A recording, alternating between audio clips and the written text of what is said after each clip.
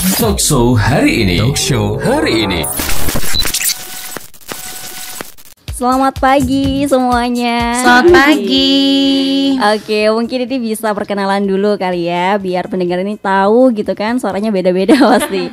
Oh ini mungkin pertama bisa dari Dokter Niken dulu ya. Ya, boleh. Oke, gimana keadaannya dokter? Baik, terima kasih. Jadi Dokter Niken ini salah satu dokter ya dari klinik Glow Plus ya, Estetik Klinik. Dan di samping dokter ada Halo, dengan saya Tiwi di Public Relationnya Glow Plus Estetik Klinik. Nah kan ngomong-ngomong di Glow Plus Estetik Klinik ini kan ada 3 cabang ya? Iya, betul. Ada 3 cabang, ini berarti Mbak Tiwi ini merangkap ke tiga-tiganya? Ya, semuanya. Jadi satu brand tetap satu public relation, hanya di setiap cabang punya pimpinan sendiri-sendiri gitu. Oke, dan bergeser ke samping dari Mbak Tiwi, ada siapa? Halo, saya Desti dari Glow Klinik Kepanjen sebagai manajer di sana. Oke, sebagai manajer ya, berarti menetap di sana. Menetap Kak, di ya? sana. Oke dok, ngomong-ngomong berbicara mengenai tema kita pada pagi hari ini ya, ini seperti menjadi hal-hal yang asik banget dibahas mengenai apalagi cewek-cewek ya di masa pandemi ini yang mungkin juga mengalami hal yang sama gitu dok. Nah membahas bagaimana cara mengatasi maksne gitu kan. Jadi ini seperti kalau biasanya mungkin orang yang berjenis wajah yang normal terus tiba-tiba kok setelah sering pakai masker terus timbul jerawat gitu kan dok. Ini kira-kira kenapa sih kok masker ini menjadi salah satu penyebab menimbulkan jerawat? Oke, sebenarnya kalau misalnya mau bilang untuk yang maksne sendiri itu salah satu payung gitu ya dari beberapa gejala kayak gitu yang timbul dari pemakaian si masker kayak gitu. Umumnya yang paling sering orang bilang sih jerawat. Padahal banyak sebenarnya, bisa jadi ada dermatitis, maksudnya kulitnya cuma merah-merah aja, atau tambah kering, kemudian ada folikulitis, jadi ada infeksi di folikel rambutnya gitu ya. Jadi penampakannya hampir mirip seperti jerawat, atau juga memang yang paling banyak memang yang jerawat kayak gitu. Penyebabnya paling banyak adalah karena gesekan gitu ya antara masker sama kulit.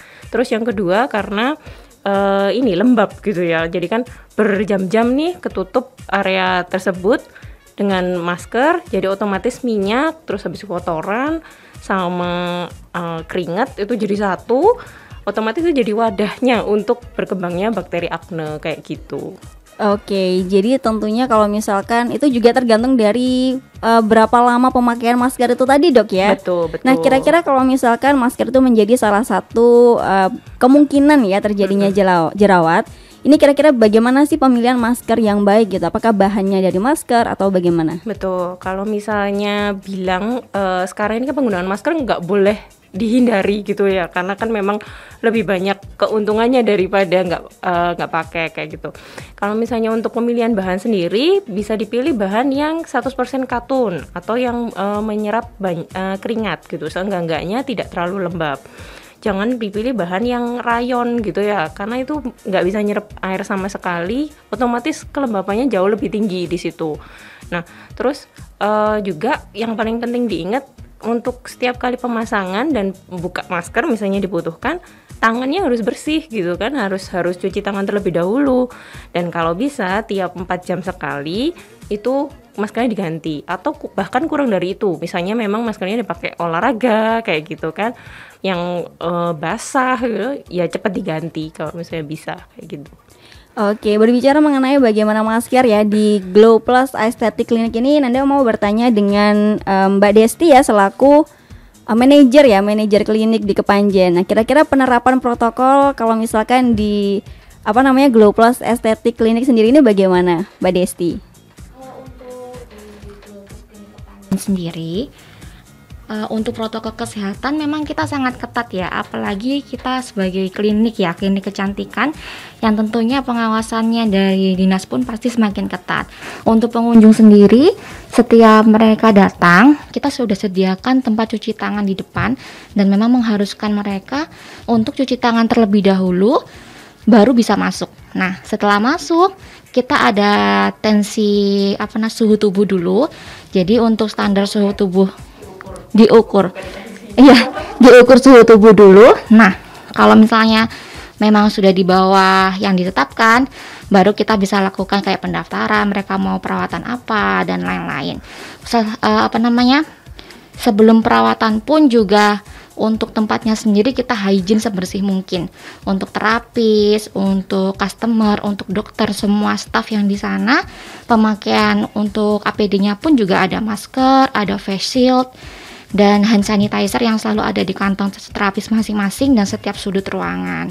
Jadi setelah perawatan pun kita juga bersihkan ruangannya dengan sterilisasi dan juga dengan lampu UV juga, kayak gitu. Oke, jadi benar-benar penerapan protokol kesehatannya dijaga secara ketat gitu Kak ya? Sangat ketat di sana. Nah, kira-kira kalau misalkan ada pengunjung yang ingin melakukan terapis di Glow Plus Aesthetic Clinic ini ya, ini kira-kira harus reservasi dulu atau bagaimana? Kita sarankan untuk reservasi terlebih dahulu karena memang pas awal pandemi ini terjadi, kami dari pihak klinik mengumumkan untuk menghindari terjadinya kepadatan seperti itu.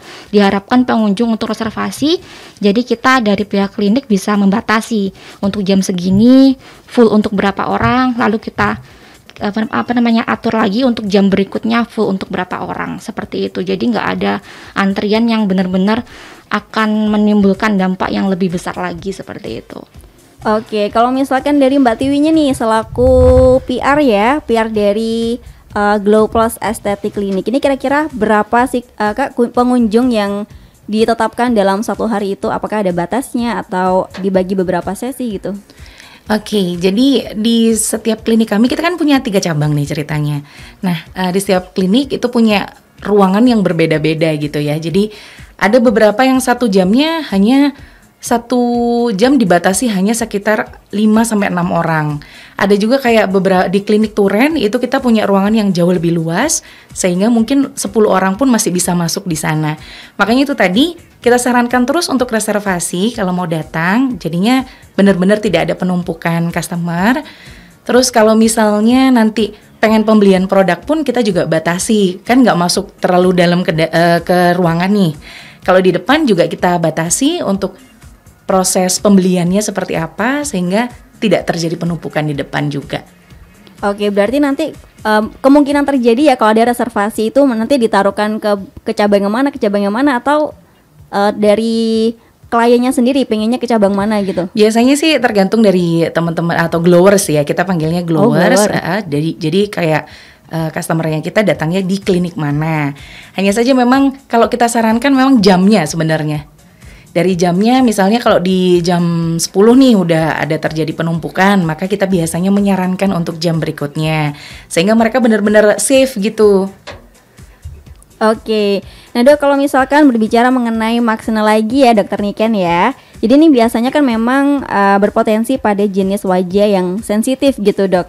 Nah ini bisa dialami pada semua jenis wajah atau malah wajah yang memiliki jenis sensitif itu lebih potensinya lebih tinggi? Betul Kak. Kalau misalnya untuk wajah yang sensitif memang dasarnya memang akan jauh lebih rentan gitu ya terkena masne. Tapi wajah normal pun bisa kena masne gitu. Karena ya itu tadi masne gejalanya banyak gitu Kak. Bisa cuman merah-merah aja kita juga bilangnya masne. Nah itu normal pada kulit yang normal juga gitu. Soalnya kan banyak faktor ya gitu. Misalnya waktu pandemi ini stres segala macam. Jadi otomatis kan kondisi kulitnya juga berubah. Bisa jadi dietnya juga berubah. Maksudnya karena di rumah aja otomatis lebih suka nyemil gitu ya, atau lebih suka order makanan yang instan kayak gitu.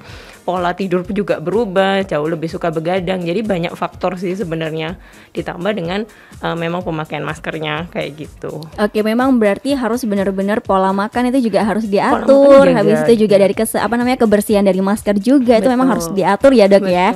Baik Dokter Niken, ini ada salah satu dari followers ya, ini tanya mengenai adakah krim yang bisa menghilangkan maksne ini? Jadi kira-kira krim seperti apa sih kalau memang ada?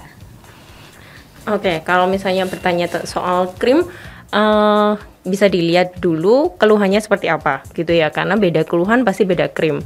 Makanya itu kita sangat menyarankan untuk konsultasi gitu kan. Jangan pernah takut konsultasi ke dokter kayak gitu, karena tiap-tiap pribadi itu unik gitu ya. Nggak mungkin saya sama misalnya kayak Mbak Tiwi atau Mbak Desti itu krimnya sama ya, mungkin ada yang sama gitu ya, misalnya kayak pembersihnya atau apa, tapi untuk terapinya sendiri pasti bisa berbeda-beda. Kemudian kalau misalnya tanya soal krim, emang sehari-harinya kulitnya ini nggak, maksudnya dirawat apa tidak kayak gitu. Sangat disarankan untuk masa sekarang ini gitu ya, memang memperhatikan kesehatan kulit, tapi bukan yang berlebih juga, karena semua yang berlebih memang nggak bagus gitu ya. Jadi yang penting memang membersihkan, kemudian menjaga gitu ya dengan melembabkan, kemudian juga pakai sunblock gitu untuk tetap mengurangi paparan sinar matahari yang bisa memperburuk si maskenya. Untuk masker sendiri kita biasanya pakai krim-krim memang anti akne gitu ya. Kalau misalnya memang keluhannya adalah berjerawat, misalnya ada yang ada nanahnya kayak gitu. Oke, jadi memang tergantung dari jenis kulitnya itu tadi dok ya. Betul, dan memang dari harus jenis perlu yang keluhannya namanya adanya konsultasi dari dokternya langsung Iya. dok ya. Takutnya nanti kalau misalkan langsung ngambil keputusan sendiri malah salah Kurang kaprah. ya, nggak tepat mungkin Iya, gitu ya. Nah kalau misalkan apakah akan menjadi sesuatu hal yang baik gitu kan, atau malah mengakibatkan masalah dengan menggunakan make up bersamaan dengan masker ini dok? Untuk penggunaan make up sendiri sebenarnya memang sangat disarankan untuk dikurangi gitu ya, terutama apabila menggunakan masker. Cuman ada beberapa profesi yang memang tidak bisa meninggalkan itu gitu kan.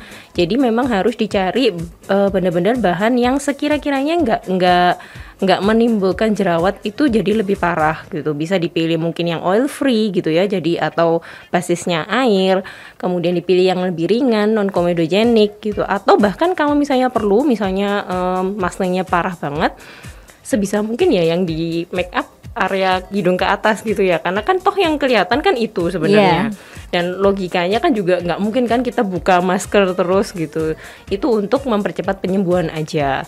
Tapi kalau memang tidak bisa, sebisa mungkin make upnya tipis aja lah gitu ya, karena memang itu sangat jadi faktor memperburuk, karena kan otomatis pori-porinya jauh lebih ketutup lagi gitu ya ketika kita pakai si make up kayak gitu. Oke, itu jadi malah membuat pori-pori ini nggak bernafas gitu dok. Istilahnya ya. seperti itu sih. Oke, kira-kira kalau misalkan sudah ada gejala maksna gini dok, ini langsung pencegahan awalnya nih gimana?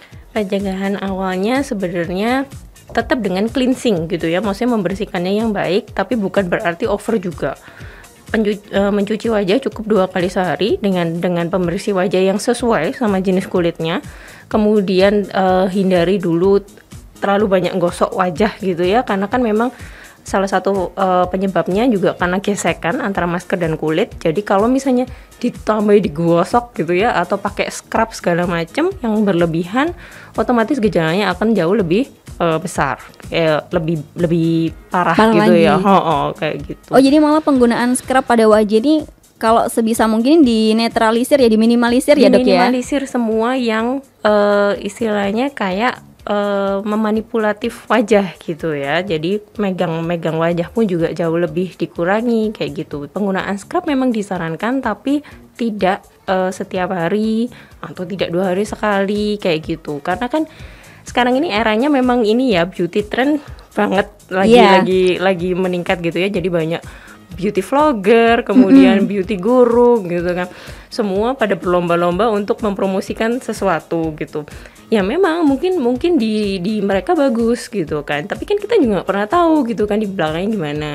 Otomatis semua yang berlebihan itu memang nggak baik. Jadi simple aja sebenarnya. Yang penting itu membersihkan, kemudian merawat dengan moisturizer, kemudian menjaga sama SPF gitu ya, dengan sunblock, dan yang terakhir memang mengobati kalau memang ada keluhan kayak gitu. Oke dok, dan ini ada lagi pertanyaan dari Galeri Syar'i dok. Ini flek hitam itu sebenarnya bisa hilang nggak sih dok? Sudah berusaha tapi hilangnya hanya sementara aja. Apakah itu juga ada faktor usia?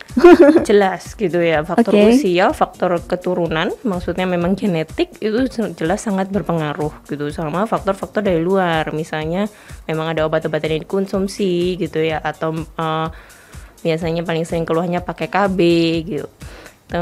Kalau misalnya untuk hilang, memang bisa hilang, cuman memang sangat membutuhkan waktu yang lama. Jadi harus telaten gitu, nggak mungkin ada yang instan gitu ya di sini. Kalau instan malah memang nggak wajib dipertanyakan gitu loh ngaruhnya.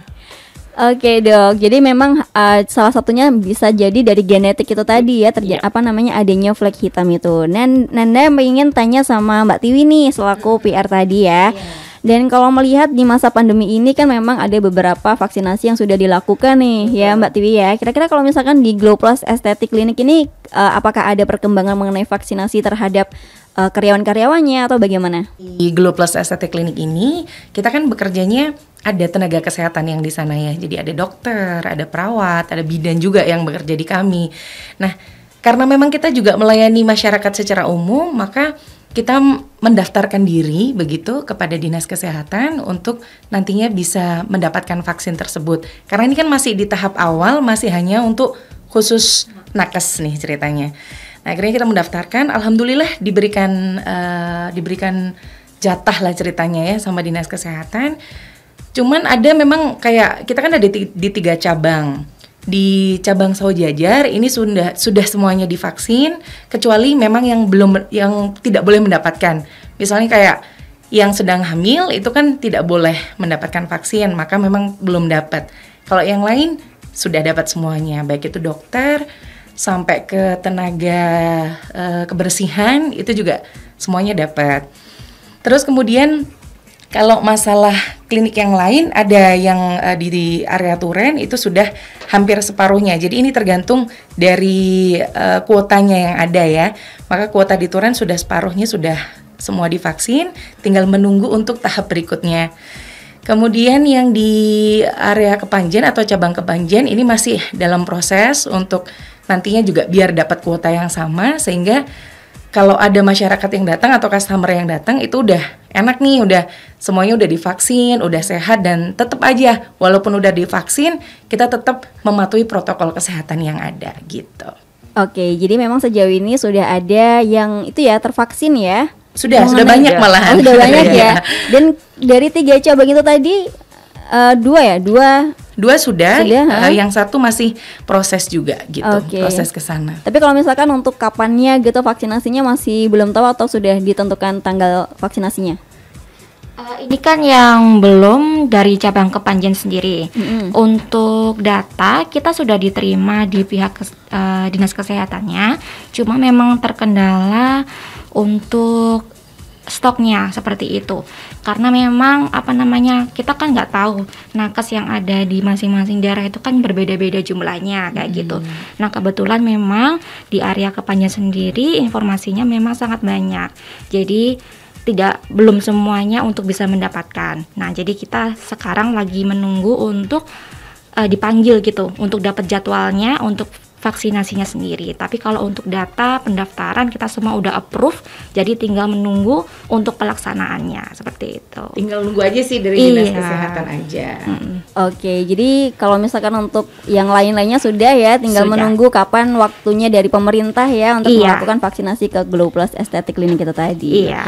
Dan oke dokter, kalau misalkan melihat dari masa pandemi ini gitu ya, dan juga jenis kulit yang berjerawat gitu kan, ini memang harus ada beberapa perawatan yang dilakukan gitu ya. Dan ini kalau misalkan penggunaan masker kecantikan itu dok, itu kira-kira dianjurkannya berapa kali sih dalam 1 minggu itu? Oke.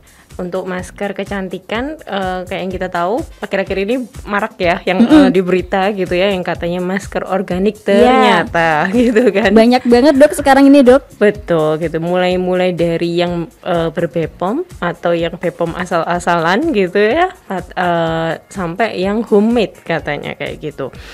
Di sini sih saya nggak ngomong mana yang bagus mana yang enggak gitu ya. Cuman Untuk penggunaan masker memang wajib masker ini ya, masker apa namanya, kecantikan, bukan masker wajah. Saya memang menekankan pokoknya kenali jenis kulit masing-masing gitu. Dan tubuh itu punya caranya sendiri kok untuk memberitahu kalau misalnya saya ini tidak cocok dengan ini gitu loh. Jangan dipaksakan gitu kan ya. Kalau misalnya memang mau mencoba sesuatu, pastikan dulu memang aman.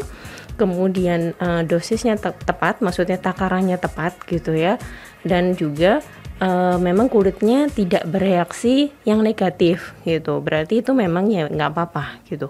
Cuman untuk berapa kali seminggu misalnya, atau berapa kali sih disarankannya, paling cepat minimal tuh seminggu sekali. Karena ya itu kalau misalnya terlalu dibanyakin, diteplokin gitu ya, otomatis kulitnya kan jauh lebih bereaksi gitu ya. Dan jangan salah, misalnya menggunakan bahan-bahan rumahan gitu ya, misalnya yang orang bilang itu dipakein jeruk nipis aja gitu, karena akan apa namanya, mencerahkan, mengeringkan jerawat dengan cepat gitu, dan pasti aman karena kan memang bahan ini ya, maksudnya bahan yang bisa dimakan gitu ya. Tapi kita kan nggak pernah tahu ya itu dosisnya atau takarannya berapa, karena kan itu kan sifatnya memang asam. Kalau misalnya terlalu berlebihan, dia juga akan mengganggu keseimbangan kulitnya gitu loh. Jadi otomatis juga pasti akan menimbulkan masalah lagi gitu yang baru gitu ya. Jadi memang benar-benar harus dikenali kulitnya masing-masing. Terus habis gitu mencoba mendengarkan ini apa namanya, reaksinya itu seperti apa, kayak gitu. Oke, jadi meskipun memang seperti jeruk nipis itu kan alami dok ya, tapi memang kalau misalkan tidak pada takarannya itu juga akan malah membuat parah gitu ya. Iya, semua ya, maksudnya mau jeruk nipis, tomat, terus apalagi putih telur segala Iya. macam gitu. Jadi mungkin ini yang acne fighter pasti sudah merasakan semuanya betul. Dan untuk yang apa namanya itu tadi, kalau misalnya untuk yang memang jerawat gitu ya, sebisa mungkin jangan terlalu banyak dimanipulatif. Maksudnya manipulatif tuh dipegang, dikasih ini, dikasih itu, dia akan semakin meradang gitu ya. Maksudnya dia tuh oke, saya akan berusaha untuk sembuh gitu ya, tapi kok saya maksudnya saya diutak gitu loh. Nah kayak gitu itu ya, jadi otomatis nggak akan selesai. Jadi memang sama sih, jerawat, flek, pokoknya masalah apapun di kulit itu ya intinya harus sabar dan konsisten gitu ya, menggunakan produk yang memang sesuai gitu. Tentunya kalau pengobatan dari luar aja kalau nggak diimbangi dengan pengobatan dari dalam akan menjadi sesuatu hal yang itu nggak sih dok? Ya ada beberapa kasus yang seperti itu gitu ya. Jadi maksudnya memang selain pengobatan topikal kita bilangnya, jadi dari luar, kemudian treatment juga, karena kalau misalnya cuman ditempel aja di muka, kulit mati juga nggak keangkat, otomatis istilahnya si obat-obatan itu mau masuk lewat mana, kayak gitu kan, meresapnya lewat mana. Terus juga dari habitnya setiap hari gitu ya. Ya, yang pola tidurnya, pola makannya diperbaiki, stresnya mungkin diatur gitu ya. Orang hidup nggak mungkin nggak stres gitu ya. Cuman gimana caranya untuk sebisa mungkin merendahkan itu gitu. Maksudnya levelnya jauh dikurangi supaya kulitnya tidak ini, karena paling gampang memang reaksinya yang kelihatan di kulit gitu ya. Bisa jadi cuman gatal-gatal kadang gitu kan, orang tiba-tiba suka kok tiba-tiba kulitnya gatal-gatal gitu, karena ya apa gitu, belum tentu itu alergi makanan gitu kan, bisa jadi karena memang perubahan cuaca, kurang istirahat gitu ya, atau terlalu stres gitu ya, tegang banget gitu kayak gitu. Dan tentunya memang ada banyak faktornya itu tadi dok ya, dari faktor cuaca dan masih banyak lagi. Nah kira-kira ini kalau misalkan ada dari kawan Soal Gracia yang masih nggak tahu nih dok, caranya mengetahui jenis kulitnya itu bagaimana, kira-kira apakah ada tips gitu dok, yang lebih simpelnya gitu biar tahu jenis kulitnya seperti apa gitu. Oke, jenis kulit dilihat kalau misalnya kondisi ini ya, apa namanya, kondisi normal, dia tanpa pemakaian produk apa-apa itu seperti apa, itu baru bisa dilihat kondisi kulit aslinya seperti apa. Jadi misalnya yang saya maksud misalnya nggak pakai moisturizer, nggak pakai pelembab, itu kondisi kulitnya seperti apa. Kalau misalnya untuk kulit normal sendiri berarti dia balance antara air dan juga minyaknya. biasanya jarang ada problem gitu, jarang ada problem kulit gitu ya, jarang ada komplain lah pokoknya. Dan perawatannya jauh lebih gampang. Untuk kulit berminyak itu biasanya memang ya orang yang bilang shining gitu ya, tapi cenderung kusem gitu. Jadi bukan shining yang sehat gitu ya, yang glowing yang sehat gitu bukan. Memang dia kayak kesannya berminyak, terus habis itu pori-porinya mungkin lebih kelihatan lebih besar. Ada juga jenis kulit kombinasi gitu ya, yang di area T-zone-nya jadi dahi, terus habis itu hidung, pinggir pipi gitu sama dagu itu jauh lebih berminyak, sisanya kering gitu kayak ketarik. Ada kulit kering juga gitu, otomatis itu biasanya keluhannya sering merah terus rasa kenceng di muka gitu tanpa pemakaian produk apa-apa kayak gitu. Biasanya disertain sama perih-perih gitu. Betul. Oke. Keluhannya ini ya kakak ya. Perih gatel gitu Iya. ya. Nah Dok, kalau misalkan melihat dari beberapa jenis kulit itu tadi Dok ya, tentunya kan ada beberapa pembedaan ya dalam penanganannya gitu Dok ya. Dan ini yang lebih fleksibel lagi, yang lebih sering banget dialami gitu Dok ya, yang membuat bertanya-tanya kan jenis kulit berjerawat gitu Dok ya. Yang ini kayaknya agak bandel banget Rata-rata untuk di Ini kira-kira kalau misalkan dari segi jenis makanan nih Dok, ini biasanya apa aja sih yang dianjurkan oleh seseorang yang memiliki jenis kulit berjerawat gitu atau ya sensitif gitu? Bisa yang paling sering dihindari itu adalah produk-produk turunan susu atau dairy. Itu biasanya Yang lemak-lemak gitu ya. betul, itu biasanya akan memicu jerawat, maksudnya lebih gampang tumbuh jerawat. Kemudian makanan-makanan dengan indeks glikemik yang rendah gitu. Jadi coba deh dihindari coklat, maksudnya yang manis-manis, terus habis gitu keripik-keripik gitu ya, itu kan glycemic indeksnya tinggi banget gitu. Enak sih memang gitu loh, tidak ada yang nggak suka kayaknya gitu ya, tapi coba dikurangi kayak gitu. Terus habis gitu pedas itu juga beberapa orang yang sensitif memang menimbulkan jerawat karena kan dia merangsang kelenjar keringat ya untuk jauh lebih aktif. Otomatis keringatnya aktif, minyaknya juga keluar. Terus habis gitu bekep pula sama masker gitu ya, jadi tambah muncullah kompleks itu, lagi betul. ya itunya ya. Oke Dok, dan Anda mau beralih ke Mbak Tiwi nih. Kira-kira kalau misalkan di masa pandemi ini Mbak ya, kalau misalkan melihat dari bagaimana perawatan yang akan datang kepada Glow Plus Clinic ini Mbak ya, kira-kira nanti kalau misalkan ingin reservasi atau juga pengen datang ke lokasinya, mungkin bisa dijelaskan alamatnya di mana atau mungkin ada promo saat ini, mungkin juga bisa langsung dijelaskan aja. Boleh. Dengan senang hati kayaknya ya mau kasih infonya. Oke. Kalau misalnya teman-teman atau pendengar semuanya pengen datang ke kliniknya kita, satu hal yang perlu saya infokan juga bahwa itu tadi seperti yang disampaikan Dokter Niken, jangan takut untuk konsultasi dengan dokter. Yang pertama karena memang nanti bisa menyesuaikan dengan kebutuhan kulit yang ada, dan yang kedua free. Jadi tidak ada pungutan biaya apapun ketika teman-teman konsultasi di Glow Plus Aesthetic Clinic gitu. Gratis ya berarti konsultasinya ya, betul. tuh konsul gratis ya. Betul. Dan karena ini di masa pandemi seperti ini, kita juga melayani konsultasi secara online, dan memang ternyata banyak banget gitu loh orang yang konsultasi via online, kemudian nanti langsung juga dijawabnya oleh dokter. Jadi akan disarankan oleh dokter kira-kira apa sih produk yang dibutuhkan begitu ya. Kalau misalnya pengen datang juga boleh konsultasi langsung, pengen mengetahui perawatan apa yang ada, silakan datang saja. Kalau di area kota bisa langsung datang ke cabang Sawojajar, tepatnya di Jalan Danau Toba E1 nomor 31. Terus kemudian kalau teman-teman di area kabupaten bisa datang ke Kepanjen juga di Jalan Panglima Sudirman nomor 10A Kepanjen, atau di daerah Turen Jalan Gatot Subroto nomor 104 Turen Malang, bisa datang langsung ke sana. Kalau mau reservasi juga boleh langsung buka di Instagram. Di Instagram kita juga sudah ada alamat untuk menghubungi ke CS kami, via WhatsApp juga ada. Silakan lihat promo-promo juga bisa dilihat di Instagram ya, di @glowclinic, itu yang di Sawojajar. Kemudian yang di Kepanjen @glowclinic Kepanjen. Kalau yang di Turen @glowclinic Turen. Atau bisa juga teman-teman bisa ngelihat di website juga, nanti bisa langsung di sana. Oke, jadi memang kalau misalkan untuk reservasinya bisa langsung cek ke Instagramnya gitu Kak ya. Boleh. Dan kalau misalkan dari Dokter Niken sendiri ini juga menjaga di salah satu kliniknya Ya. itu atau bagaimana Dok? Iya, saya di Kepanjen. Di Kepanjennya ya berarti ya. Oh berarti Betul. sama dengan Mbak Desta ya? Desti. Mbak Desti. Desti. Ya. Desta. Oke, bersama dengan Mbak Desti ya. Betul. Jadi nanti kalau misalnya nih pengen botox, ini kan kebetulan lagi ada promo botox ya. Terutama di botox kerutan mata. Ada banyak problem kalau untuk perempuan-perempuan biasanya usia 30 ke atas, 40 ke atas, bahkan 50 ke atas yang pengen kelihatan lebih fresh, nggak lesu gitu ya.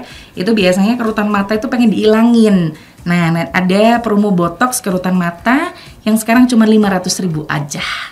Oke, kalau biasanya itu berapa? Biasanya tergantung dari berapa titik kan ya. Oh, Jadi gitu. botox itu tergantung berapa unit yang dibutuhkan gitu. Jadi biasanya mungkin bisa jadi sampai angka 600 lebih. Tapi karena kalau untuk promo bulan ini sampai akhir bulan sampai hanya dengan Rp500.000 saja. Terus kemudian transaksi minimal 259.000 sudah dapat special gift dari kita, ada coklat juga nanti yang dikasih. Spesial hari Valentine gitu ya. Spesial hari Valentine sampai tanggal 28 Februari 2021. Oh, jadi setiap yang melakukan treatment di sana gitu ya, ada free coklat gitu. Boleh. Jadi treatment atau pembelian produk boleh dengan minimal transaksi 259.000 itu sudah dapat gratis coklat. Boleh dilihat juga ya yang sudah dapat kemarin di Instagram kita sudah kita share juga. Oke, nah kalau misalkan dari Dokter Niken ya selaku dokter salah satu di Glow Plus Aesthetic Clinic ini, kira-kira ada saran apa sih Dok untuk teman-teman yang juga mungkin saat ini lagi berjuang bersama jerawatnya untuk mengatasi maksna? Kira-kira bagaimana Dok? Tips dan juga pesan gitu. Yaitu mungkin kalau misalnya untuk tipsnya harus konsisten gitu ya, nggak boleh cepet mutung, maksudnya pakai produk ini terus nggak cocok baru 3 hari gitu ya, itu terus udah ditinggalkan ganti lagi itu nggak mungkin akan ada hasilnya. Terus coba deh diinget-inget lagi apa sih yang berubah dari kebiasaan saya gitu kan, misalnya saya kurang tidur, saya lebih banyak begadang gitu ya. Terus makanannya, atau ada produk baru kah yang dicoba, atau bahkan mungkin tidak cocok dengan masker yang dikenakan, misalnya masker kainnya atau masker sekali pakainya kayak gitu ya. Atau bahkan sabun untuk nyuci maskernya, kalau misalnya masker kain gitu ya, itu bisa jadi juga bahan iritan kan gitu yang nempel di kulit seperti itu. Tapi kalau misalkan dalam pencucian masker kain nih Dok, ini kan kalau kata dokter tadi tergantung bagaimana sabunnya ya. Kira-kira apakah ada sabun khusus gitu Dok yang mungkin bisa dianjurkan kepada konselor Gracia? Bilang seperti itu paling aman memang sabun yang digunakan untuk cuci muka gitu. Ya memang akan biayanya bertambah gitu ya. Tapi otomatis itu adalah sabun yang memang semua biasa pakai di muka gitu kan, maksudnya glowers gitu ya, kita ngomongnya glowers biasa tempelkan di muka dan itu tidak menimbulkan masalah. Otomatis kalau misalnya itu dipakai untuk mencuci juga jauh lebih aman dibandingkan dengan sabun-sabun lain yang mungkin akan ada SLS-nya gitu ya, yang jadi bahan iritan. Parfumnya terlalu kuat itu juga jadi bahan iritan juga. Dan kadang-kadang kita kan juga nggak tahu ya, maksudnya bilasnya udah bener-bener bersih apa enggak, kayak gitu ngaruhnya. Oke, jadi memang harus benar-benar diperhatikan Dok. Betul. Ya, apalagi yang wajahnya sensitif ini tadi seperti yang Dokter Niken bilang ya, mengenai dari makanan, habis itu konsisten gitu. Betul. Kan, dan juga melakukan konsultasi langsung gitu ya. Bener. Kepada dokter ya. Banyak sih maksudnya yang ngotot kenapa sih harus konsultasi gitu. Karena ya orang kalau misalnya diperiksa nggak dilihat langsung juga nggak bisa gitu kan gitu loh. Masa cuma jadi dari keluhan aja, misalnya bilangnya cuman gatel, merah, merintis, apa segala macam. Tapi kan modelnya beda-beda gitu ya, dan otomatis penanganannya juga beda-beda gitu. Oke, konselor Gracia. Dan jadi itu tadi ya perbincangan mengenai bagaimana sih mengatasi maksna gitu ya. Jadi itu tadi tergantung bagaimana Anda merawat dari masker juga ya. Habis itu juga konsumsi makanan Anda. Habis itu juga bagaimana Anda berolahraga Dok ya. Tergantung. Jadi kayaknya jerawat itu juga ngaruh pada kayak aktivitas fisik gitu Dok ya. Jadi memang ada banyak banget aspek yang ditimbulkan kalau misalkan itu tadi ya konselor Gracia Anda tidak menjaga kebersihan masker itu tadi. Talkshow hari ini. Talkshow hari ini.